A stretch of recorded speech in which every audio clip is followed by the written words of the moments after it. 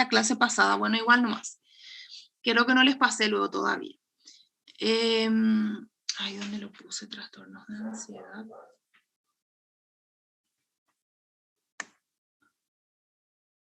Aquí está. Entonces, la clase de trastornos de ansiedad incluye tratamiento y la parte de tratamiento ustedes no van a leer todavía. Más adelante, si quieren leerla, sí, claro, ¿verdad? Pero no se preocupen que esa parte todavía no la vamos a estar ni evaluando, ¿sí? Ahí les pasé ya las dos clases, la de la semana pasada y la de ahora. Bueno, entonces ahora lo que vamos a hablar es de la ansiedad, de lo que es la ansiedad normal, ¿verdad? Que todos experimentamos. Y después vamos a entrar a hablar de los trastornos de ansiedad. Bueno, como tenemos poquito tiempo, entonces va a ser un poco corrida la clase, pero no se preocupen que ustedes después con el profe William van a estar hablando de vuelta de esto, ¿sí? Van a estar otra vez enfocando, entonces se va a poder fijar mejor esta información. Bueno, vamos a compartir entonces nuestra...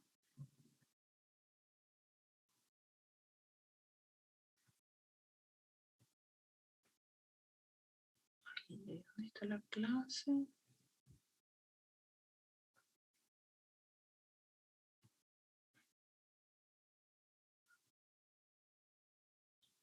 a cerrar el chat.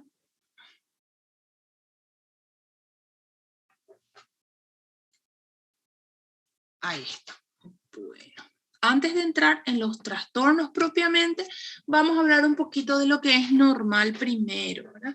Y para poder hablar de lo que es normal, vamos a hablar de estas 3 palabras que están aquí, que no son solo palabras, ¿verdad? Que ya las hemos experimentado, que son el miedo, el estrés y la ansiedad. Si bien nosotros solemos relacionar el estrés con una enfermedad, ¿verdad? Estoy estresado, ¿verdad? Nunca significa algo normal, sino que siempre lo relacionamos con algo patológico, así como también la ansiedad, siempre tendemos a pensar que es algo necesariamente patológico, y esto no es necesariamente así. Bueno, el estrés. El estrés en realidad es esa respuesta no específica que le da nuestro organismo a las situaciones de demanda. ¿Qué sería una situación de demanda? Una situación que exige de ustedes más, como por ejemplo la señorita que está en la imagen que tiene que estudiar para rendir un examen igual que ustedes, ¿verdad? Está estresada. Una situación entonces que exige de ella algo, que exige algo más, que ella dé un poquito más. Entonces, eso es una situación de estrés. ¿Qué es lo que hace nuestro organismo? Se enfrenta a esa situación de estrés, trata de resolverla, de adaptarse a ese nuevo escenario, ¿verdad? Porque nosotros lo sabemos, todo aquel ser vivo que no se adapta a las condiciones cambiantes de su entorno, finalmente termina pereciendo, ¿sí? De ahí que sea tan importante el adaptarnos, la adaptación. Generalmente nosotros pensamos que lo saludable es mantener la homeostasis, que es lo que nuestro cuerpo quiere, ¿verdad? Mantener el equilibrio sin cambios, porque es más fácil, ¿verdad? Es más económico para la energía de nuestro organismo. Sin embargo, cuando el entorno cambia, si nosotros no nos adaptamos, entonces no vamos a poder enfrentarlo. Entonces, la adaptación es todavía más importante. Y esto es lo que sucede ante el estrés. Este nombre de estrés se lo dio el finado ya doctor Hans Selye, que fue, digamos, que el primer estudioso del estrés. Algo así como el papá del estrés. No fue la primera persona que sintió estrés, obviamente, porque ya lo hemos sentido desde épocas inmemoriales, ¿verdad? Pero sin embargo fue el primero que puso su atención en las respuestas que da nuestro organismo a esas situaciones de estrés. El estrés puede ser físico, puede ser emocional, puede ser cognitivo, de diferente naturaleza. De igual manera, nuestro organismo lo procesa y responde a él, ¿verdad? Las respuestas también van a ser muy variadas. Estas son las respuestas no solo al estrés, sino al miedo también, ¿verdad? dependiendo del análisis cognitivo que hacemos de esa situación, eso nos va a indicar cómo tenemos que responder a ella y por tanto, de esa manera, entonces vamos a terminar adaptándonos a esa situación cambiante. No nos enfocamos mucho más en el estrés, vamos a verlo después en una clase siguiente. Pasamos al miedo. El miedo es una alarma primitiva que surge en respuesta a un peligro real, a un peligro presente. Se caracteriza por una intensa activación y una tendencia a la acción, ya sea la acción de esconderme, la acción de correr y huir, la acción de atacar, la acción de quedarme congelado o la acción de disociarme. Bueno, entonces, ¿cómo es que yo capto esa situación de peligro de mi entorno? A través de mis sentidos, a través de lo que escucho, a través de lo que veo, a través de lo que olfateo, ¿sí? Entonces, después yo recibo ese estímulo sensorial, voy a procesar esa información y esto se realiza principalmente a través de la función del tálamo. Solo que tiene dos vías. Una es la vía directa, que es la más rápida, que consiste en preguntarle a la amígdala si ya lo conoce. Si ese sonido tenebroso que estamos escuchando, ya lo habíamos escuchado antes o no. Si no lo habíamos escuchado antes, entonces vamos a reaccionar por la vía más lenta, que es procesar toda la información, hacer conexiones con eventos pasados, hacer asociaciones y finalmente guardar esa información para eventos futuros.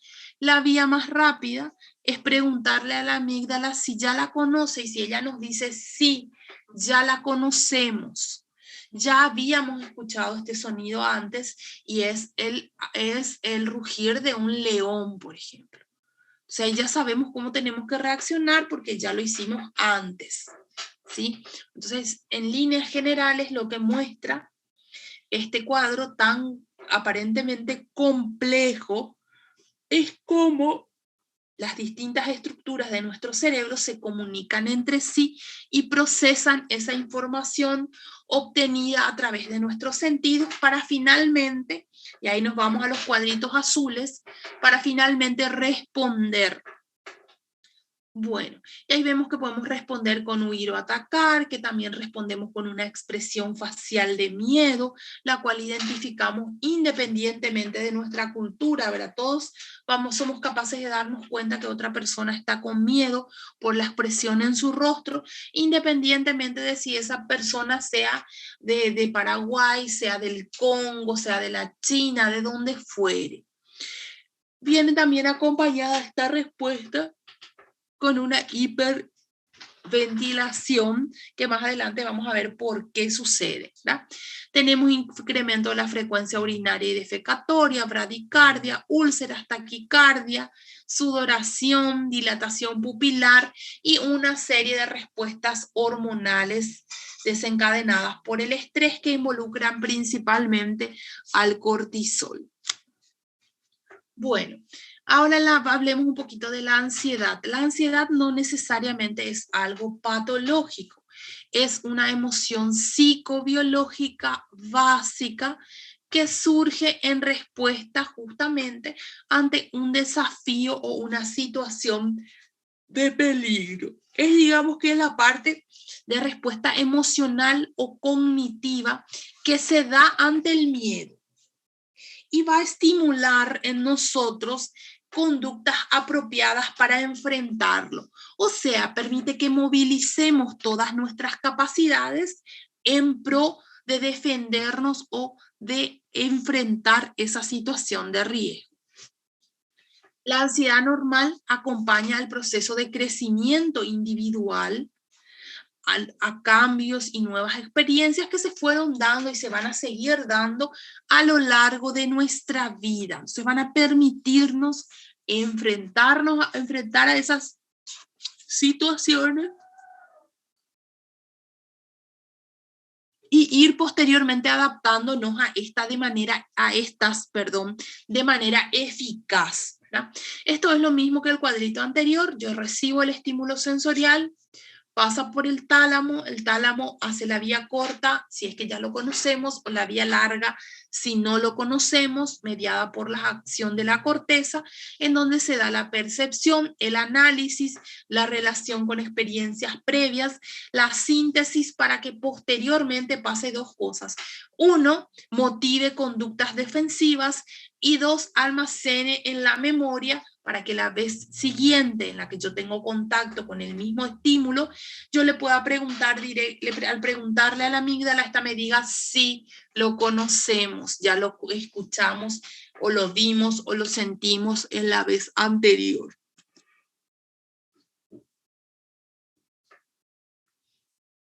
Nuestro cuerpo entonces responde de manera defensiva a esta situación de peligro a través de lo que tenemos aquí. La musculatura se contrae. ¿Por qué? Porque nuestro cuerpo se prepara para enfrentarse a esa situación de peligro, ya sea huyendo, atacando, dependiendo de la valoración cognitiva que hayamos hecho de ese peligro. El número de enzimas de nuestro estómago disminuye de manera, tanto las enzimas como nuestro sistema inmunitario también va a decaer. ¿Por qué? Porque estamos ahorrando energía. ¿Por qué estamos ahorrando energía? Porque estamos priorizando la acción defensiva, ¿sí? Nuestro corazón late apresuradamente, eso va a causar un aumento de la presión sanguínea y también va a causar la sensación de taquicardia, de palpitaciones en el individuo. ¿Por qué? Porque yo necesito desesperadamente enviar sangre oxigenada hacia mi musculatura, hacia las piernas, por ejemplo, y hacia los brazos. ¿Para qué? Para que yo pueda defenderme. Esto va a traer consigo también que la respiración se acelere, porque necesito oxigenar con más rapidez entonces toda esa sangre para poder ir mandándola hacia las piernas, los brazos que necesito utilizar.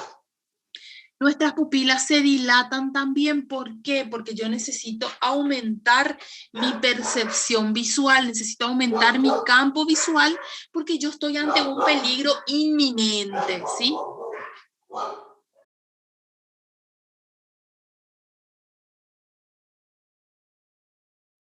Disculpen.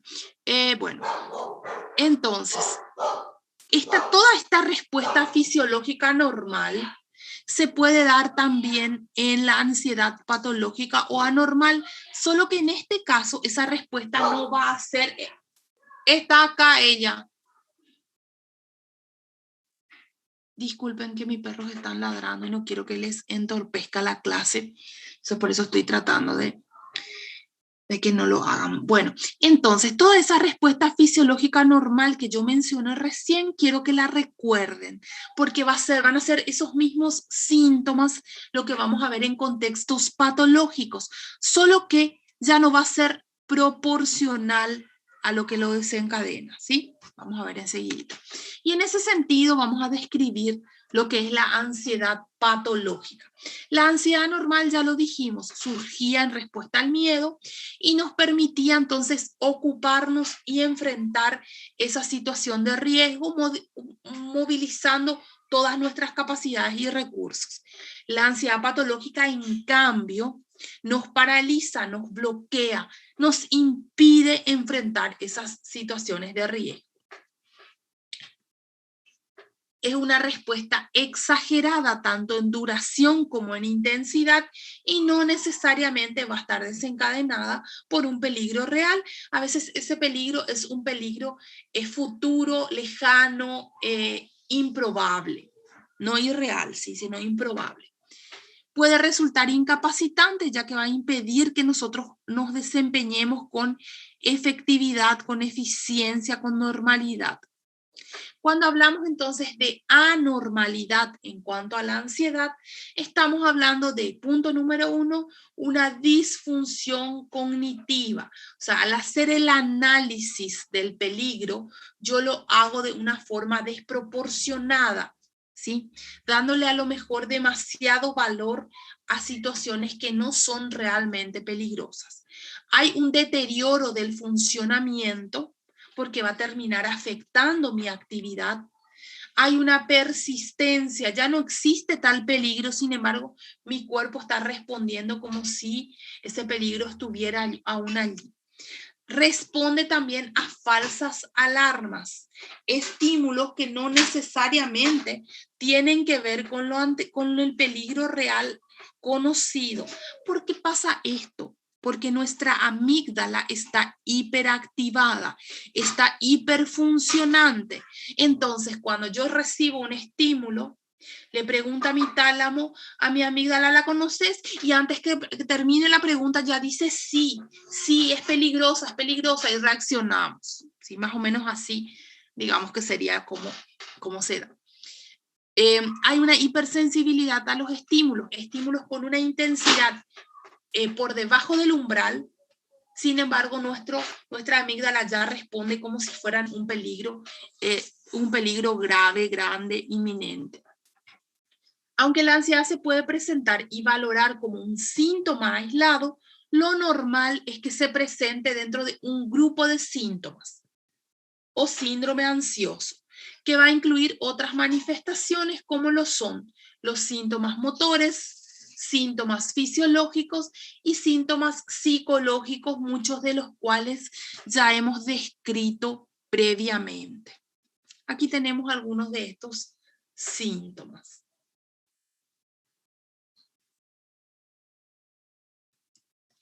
Los trastornos de ansiedad, por tanto, van a diferenciarse del miedo y la ansiedad normal por ser excesivos, desproporcionados, por ser persistentes y por entorpecer entonces la funcionalidad del individuo, ya interfieren en sus actividades. Ahora bien, cuando hablamos de trastornos de ansiedad, tenemos tres tipos principales. No son los únicos, ojo, son los principales y más frecuentes. Le tenemos al trastorno de pánico, al trastorno de ansiedad generalizada y a las fobias. Empezamos por el trastorno de pánico. Estoy segura que ustedes ya habrán escuchado del trastorno de pánico. También estoy segura que habrán escuchado decir crisis de pánico. Y esto no está incorrecto. ¿Por qué? Porque las crisis, el trastorno de pánico se da por crisis. Estas crisis son muy intensas, ¿sí? Aparecen de la nada y van acompañados de todos esos síntomas que nosotros ya hemos mencionado. Los síntomas de respuesta incluso normal al miedo, solo que en este caso se dan sin que haya un peligro real. Van acompañados de la sensación de catástrofe inminente. Algo terrible va a suceder. Ese es el pensamiento a nivel cognitivo que acompaña al paciente. Son bastante prevalentes, como ustedes pueden ver. Se dan más en mujeres que en varones. No hay ninguna preferencia racial en cuanto a estos síntomas. Tampoco no hay ninguna... Bueno, hay algunas profesiones que están más expuestas a esto y otras menos, pero no hay nada así muy categórico. En la mayoría de los casos presenta comorbilidad con otros trastornos.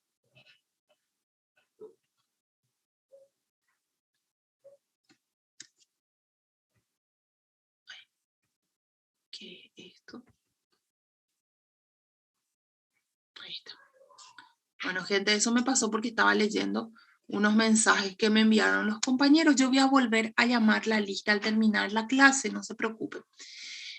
Yo leí el mensaje porque pensé que era alguna pregunta sobre la clase. Si vamos a preguntar sobre la clase, quieren interrumpir, no hay problema, pueden encender sus micrófonos, ¿sí? Porque si leo los mensajes me retraso mucho. Entonces ahora si llega otro mensaje ya sé que no es una pregunta sobre la clase, ¿sí? Bueno, los factores etiopatológicos, entonces vemos que influyen factores biológicos que van a tener que ver con la estructura de nuestro cerebro, con la estructura y función, y los factores genéticos que tienen que ver con la herencia, que nos dicen que es mucho más probable que un individuo que tiene un familiar con trastorno de ansiedad o con trastorno de pánico lo desarrolle también versus uno que no tiene estos antecedentes. Tengo también los factores psicosociales que tienen que ver con cómo mi individuo reacciona ante las situaciones del día a día, lo cual va a estar influido, quiérase o no, por sus experiencias previas también. En este sentido, de cómo reacciona mi individuo, tengo los aspectos psicodinámicos que son frecuentes en este trastorno.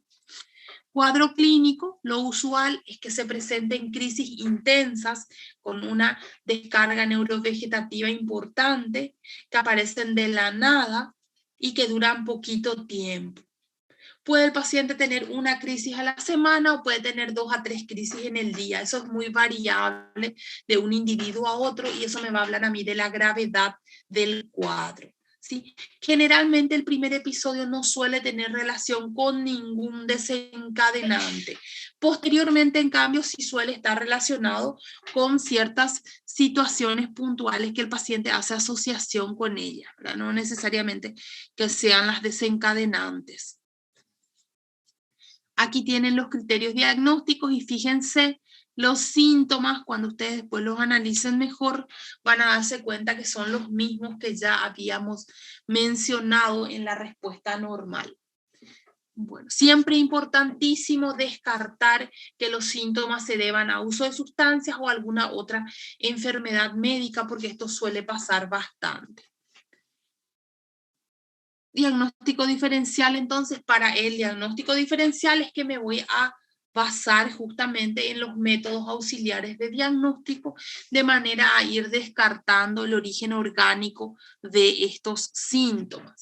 Entonces, yo voy a estar ante una crisis de aparición súbita, duración corta, con sintomatología intensa, que se va a ir dando un par de veces hasta que posteriormente ya va a desencadenar lo que se conoce como ansiedad anticipatoria, que es ese miedo, ese temor a que la crisis vuelva a pasar.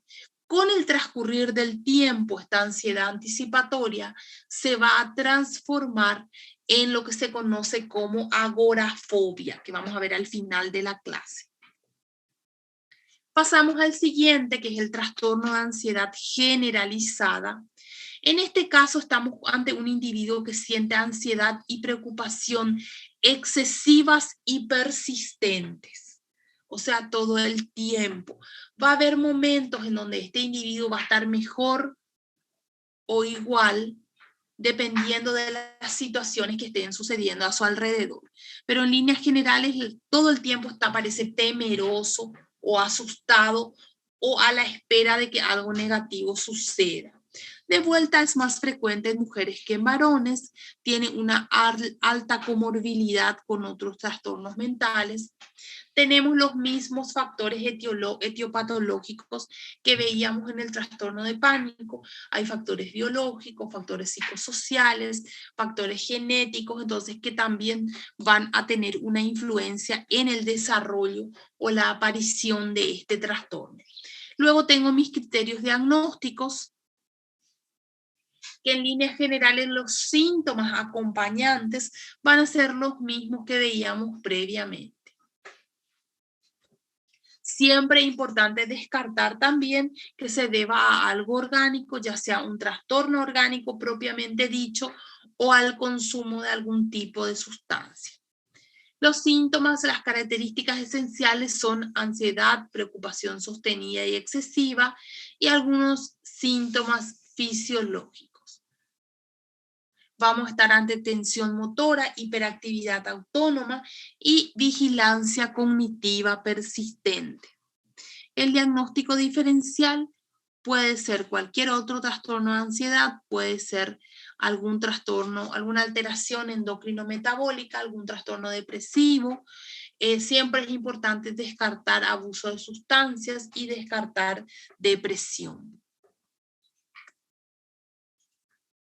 Con respecto al tratamiento, que no lo vamos a dar, el tratamiento conjunto, fármacos con psicoterapia, es efectivo tanto en el trastorno de ansiedad generalizada como el trastorno de pánico, pero no lo vamos a estudiar ahora. Pasamos a las fobias. Las fobias, llamadas fobias específicas, son un miedo excesivo e intenso y persistente que surge hacia cualquier cosa. Puede ser un objeto, puede ser un animal, puede ser una situación, puede ser un lugar. Entonces, ¿qué es lo que sucede? Hay otro cuadrito mejor. Aquí. El individuo, este cuadrito que está aquí nos explica el miedo del pequeño Hans a los caballos. Es un ejemplo de Sigmund Freud. Nos dice que el caballo, había un caballo, el niño observa el caballo cae y se sacude violentamente. Esto le da mucho miedo al pequeño Hans.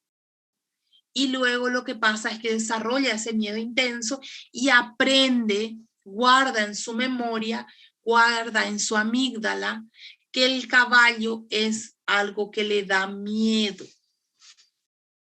¿Sí?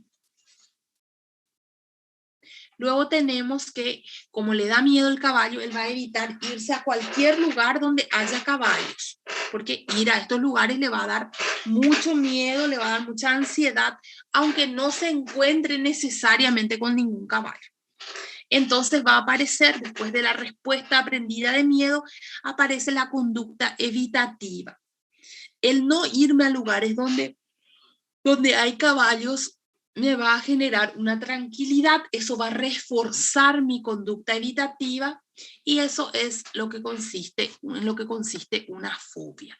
Entonces, un miedo excesivo causa síntomas autonómicos, los cuales me van a dar a mí justamente miedo y me van a llevar a una conducta evitativa que yo voy a conseguir a través de evitar, como su nombre lo dice, las situaciones en donde ese estímulo fóbico esté presente.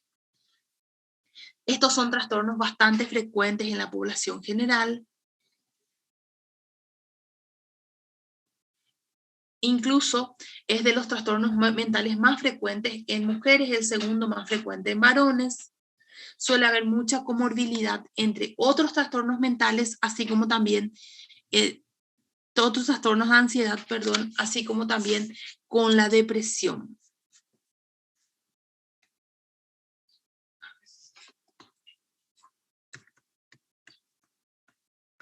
¿Qué hice? Un ratito.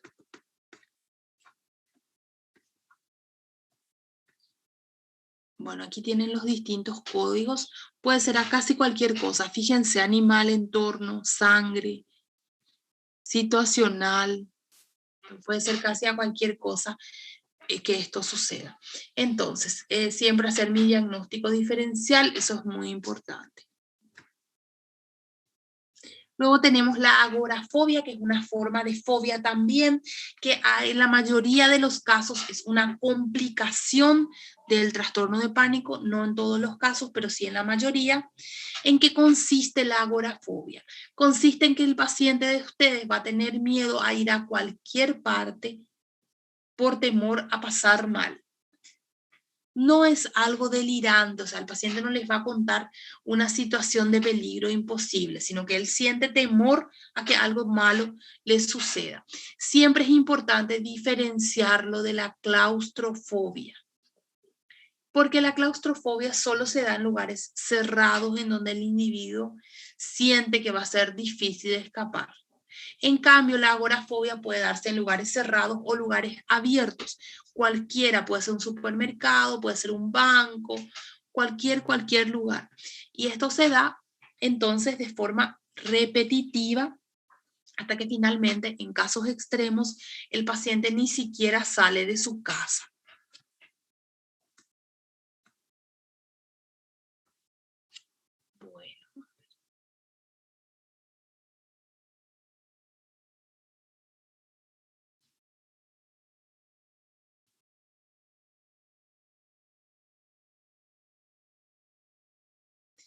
Bueno, a ver.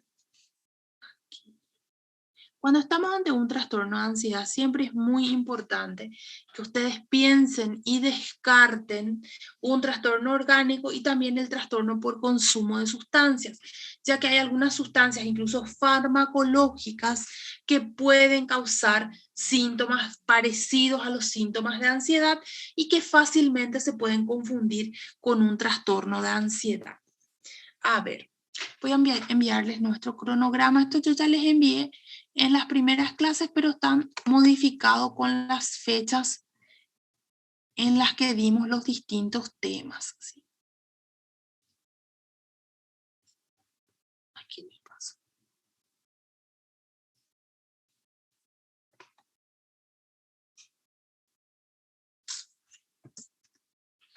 Bueno. También tienen los profes de la práctica y también les voy a pasar la presentación para que puedan trabajar con este mismo tema en el transcurso de esta semana, ¿sí? ¿Alguien que quiera hacer alguna pregunta con relación a la clase? Les escucho mientras busco la lista para llamar los nombres de quienes quedaron ausentes.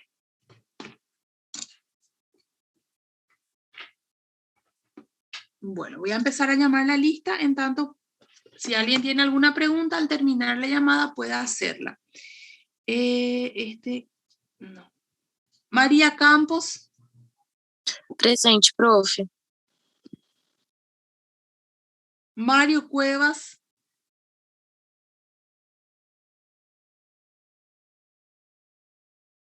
João Pedro de Oliveira Silva. Presente, prof. Gabriel de Carli.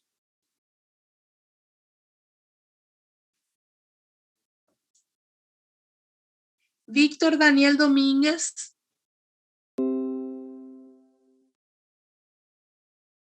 Vanessa Grandi de Ávila.